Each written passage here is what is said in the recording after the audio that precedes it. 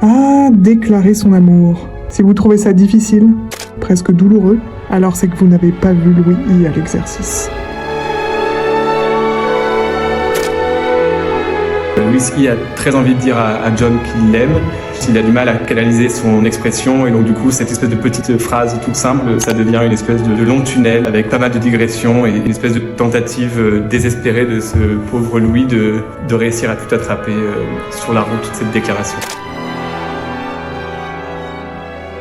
Ce qui était particulier en fait dans le projet de départ, c'est effectivement la déclaration d'amour d'un homme à un autre homme. La question de l'homosexualité, elle était centrale dans la création d'une forme de romantisme, et le romantisme est interdit aux personnes queer parce que la période d'éducation sentimentale, elle est quand même passée on apprend surtout à se cacher en fait. Il se trouve que la timidité ou l'étrangeté de son discours au personnage et la souffrance qu'il va exprimer, elle est liée à mon avis à ça, et donc du coup non, c'est pas tout à fait universel. Je pense que c'est intéressant aussi de voir quelles sont les causes. Assez régulièrement, si on tire un petit peu les fils, on se rend compte qu'il n'y a pas vraiment de raison de souffrir d'amour, à part évidemment le rejet, mais bon, je trouve que des fois, elle vient un peu de l'extérieur. En général, elle vient soit des dieux, enfin régulièrement, c'est ça le problème.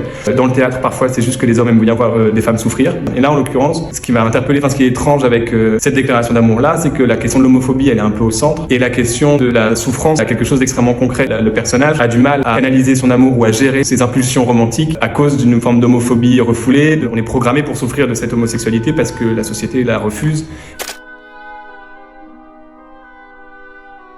Chercher l'étrange et non l'emphase. Oui, voilà, c'est ça. Mais de toute façon, en fait, le problème, c'est que quand tu peux pas être emphatique, il faut que tu sois étrange. En plus de ça, étrange en anglais, c'est queer. Et donc, du coup, je me sens plus queer qu'emphatique. Mais en plus, je dis ça alors que c'est très emphatique. Mais en fait, c'est de l'emphatique ratée. C'est du ratage d'emphase. C'est en ça que c'est clownesque. Il y a des grandes phrases, mais bon, on se rend bien compte que c'est pas ça, quoi. Si jamais il y a de la violence sur scène, il y a de la souffrance, il faut trouver un moyen de la purger. Et en fait, c'est pas juste en la montrant qu'elle se purge. À mon avis, il y a d'autres dispositifs à mettre en place. Moi, en l'occurrence, c'est un peu l'humour, on va dire. L'idée n'est pas de dissimuler qu'il y a de la violence ou de dissimuler qu'il y a de la souffrance, mais de trouver un endroit où c'est pas utilisé pour reproduire des dominations et pour recommencer des nouvelles violences. Parce que parfois, c'est ça qui est problématique dans la représentation de la violence.